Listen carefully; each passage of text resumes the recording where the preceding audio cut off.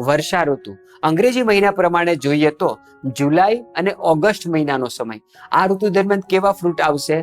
દાડમ આવશે, જાંબુ આવશે, ખારેક આવશે, આલુ બુખારા, જલદારુ જેને આલુ આપણે કહીએ છીએ તે આવશે, નાશપતિ આવશે, પેરું આવશે. આ તમામ ફ્રૂટો વર્ષા ઋતુ દરમિયાન આવતા હોય છે. તે ઓછી માત્રામાં મધુર છે, થોડા તુરા રસવાળા છે. ખારેક કેવી હશે? તુરા રસ અને ગળા રસનું સંયોજન વાળી હશે. જાંબુ કેવા હશે? તુરા અને થોડી માત્રામાં મધુર હશે. આલુ કેવા હશે? જલદારુ કેવા હશે? ખાટા અને ઓછી માત્રામાં મધુર હશે.